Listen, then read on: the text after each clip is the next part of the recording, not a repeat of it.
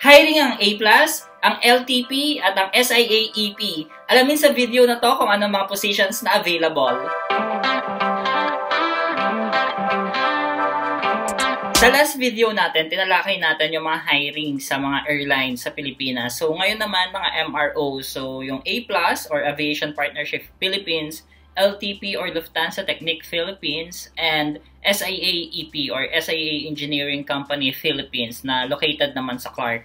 So magva-vary yung mga positions dito with regards sa experiences. Meron namang for entry level, pero meron ring mga managerial level. So let's start first with A+ or Aviation Partnership Philippines. So this is located sa tabi ng Cebu Pacific, so along Domestic Road, yan, or Airport Road, ayan. So the first one is General Procurement Officer.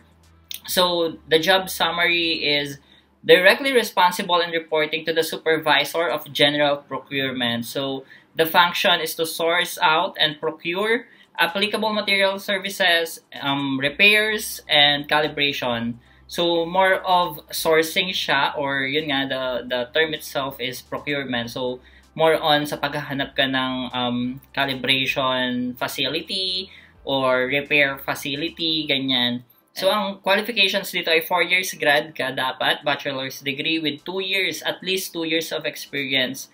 And then basic computer learning, and then SAP, Special Application Program Literacy. So, it's a system used in the aviation. So, next naman is Material Handling Officer. So, this is more about taking good care of the aircraft materials or aircraft parts. So, you need to ensure na yung mga materials na to ay properly handled and maintained, and anytime na kailangan siya ay marirelease mo siya. So, or mahahanap mo kung nasan siya. Kasi nga, these are located in different parts, I believe. Like, meron sa Terminal 3, meron sa aircraft AOC, Airline Operation Center, and then meron din sa Clark. Alam ko may Material Handling Officer sa Clark. So, it depends rin kung saan ka malolocate. Ayan. Or saan ka ilalagay. And then, yung requirements niya is, of course, bachelor degree graduate rin of engineering or any related course, or any related course rin sa supply chain management. And then, at least 2 to 3 years of experience. The next one is rated aircraft engineer. So 2 or 4 years graduate with at least 5 years of experience, previously with RTS authorization sa previous company, and at least 1 aircraft rating. So yung mga aircraft is ATR 72-600, A320 or A321, CFM56, and Pratt & Whitney 100G, A330, A350, Boeing 737, Boeing 777, Boeing 787. So, obviously, more on aircraft defects and troubleshooting skills yung kailangan. Next is for our avionics, so technical instructor. So, you are responsible for preparing, conducting, and evaluating technical training programs. So, more on sa A+ training, Technical Training Center siya, ATTC. So, as we all know, A+ has a training subsidiary, which is the ATTC nga. So, ano yung kailangan naman dito? So, holder degree in aviation with AMT or AMS license. Tapos, for aeronautical engineer, pwede yung license na issued by PRC.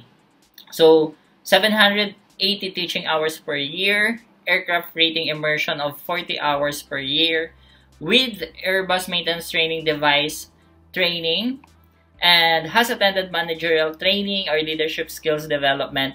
So, preferably may driver's license and with passport. Kasi minsan pag nasa technical training team ka, papadala ka para mag-cross-train naman rin sa ibang bansa. So, yun sa managerial training or leadership skills, kasi syempre as a technical instructor, may klase kang hahawakan, so you should be able to manage them or the class. Ayan. So we move with Lufthansa Technik Philippines or LTP. Located naman sila sa may Villamor Air Base. So kung nasa Terminal 3 kayo, makikita nyo siya na nandun siya sa may Air Force banda. So, nandun yung LTP. So, ayan, ang kailangan nila naman ay toolkeeper. So, toolkeeper, performance of monitoring, controlling, and implementing and upkeep of aircraft tools and equipment. So, basically, more on tools, syempre. So, toolkeeping nga eh.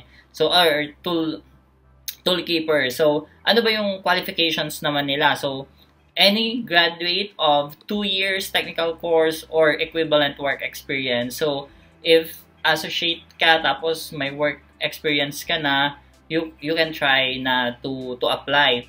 Tapos kailangan rin closely sa monitoring ng materials or ng tools yung trabaho na pinasok mo before. So ayan, kung hindi naman halimbawa nasa Gen Av ka, pwede mo ring i-try kasi as I believe Gen Av one-man team naman halos, 'di ba? So ayan, pwede nyo ring i-try sa Lufthansa Technic Philippines. The next one sa LTP natin ay ang NDT Specialist, so Non-Destructive Testing Specialist. So performs NDT equipment system check, reviews NDT work packages, monitors and routes to metrology shop NDT equipment calibration, and then monitor the status and progress of NDT task. So ang NDT kasi is special skills siya, hindi siya basta-basta na-acquire.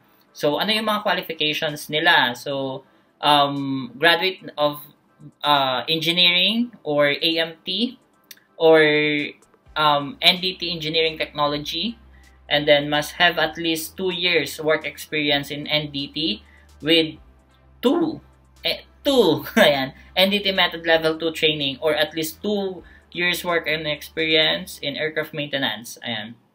So, ayun, required na BS siya, required na AMT ka, or kung hindi ka BS in engineering, pwede sa AMT or NDT, and then required rin na may work experience. Ayan, work experience or training. Next natin sa Lufthansa pa rin ay Junior Logistic Assistant. So, the responsibility is to ensure all stocks and supplies are adequately maintained to meet operational needs. So, this one is more of material management rin with sideline ng sa customs or sa logistics part of the business, if I may say that.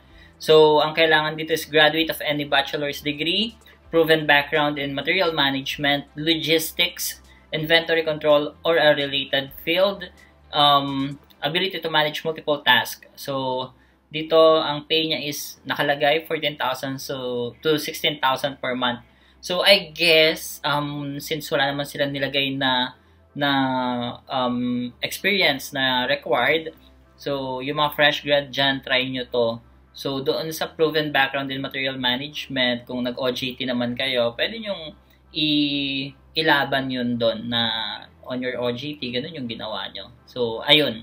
That's Junior Logistic Assistant ng Lufthansa. So, pupunta naman tayo sa Clark, which is SIA Engineering Company Philippines, a wholly owned subsidiary of SIA Engineering Company dito sa Singapore. So, ang una sa listahan is Aircraft Mechanic, A&P and Avionics. So, with at least 4 to 5 years experience in heavy maintenance of A320, A330, and ERJ, and Boeing 737 and Boeing 777 aircraft, with experience and knowledge in any airline or MRO, at least a valid CAAP license holder, and a graduate of bachelor or associate in aircraft maintenance technology or aviation electronics technology. The backbone of the industry, tayong mga mekaniko. So, ayan, hiring ang SIAEP sa Clark. Kung meron ka namang FAA license, hiring rin ang SIAEP ng FAA Aircraft Mechanic. So, with FAA license, graduate of BS in AMT or Aero Engineer or AET, work in the aviation industry and experience in aircraft maintenance. So, basically, mas matagal na work experiences mas better dahil FAA license naman, FAA license holder ka. So, ayan, kailangan rin nila is carrying out maintenance and work compliance with airworthiness documents assigned by aircraft inspector. Ayan, so, This is full-time, permanent, and may overtime pay sa SIAE. So tulad sa LTP, naghahanap rin ng SIAEP ng NDT specialist. So kailangan nila is 1 year na experience. And then as NDT, 1 year na experience, or as NDT sa aviation industry is 1 year experience rin. So such same sa LTP. Dito mas binanggit lang yung aircraft na kailangan is A320, A330, 737 and 777. So ayan. So NDT technician sa SIAEP kailangan rin. So ang last natin for SIAEP ay toolkeeper. So same with LTP, ang kaibahan lang is required dito na may BS graduate ka, and then preferred nila is 1 year experience with tooling and aviation industry. Tapos, meron akong ipapakita na PubMat. Ito yung mga trabaho na hiring sa SIAEP na hindi ko na nakita yung description. So, ayan.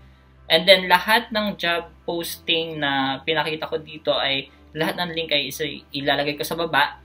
Ayan. And then, thank you so much for always supporting me. Follow me on my social media account, Instagram at HappyPhilPH, Twitter and TikTok, HappyPhilPH yan. Sa Facebook at sa YouTube, HappyPhil. So, ayun. Maraming salamat mga panalig, and sana ipala rin tayong lahat sa pag-a-apply, at ingat kayo lagi mga kapanalig. Salamat!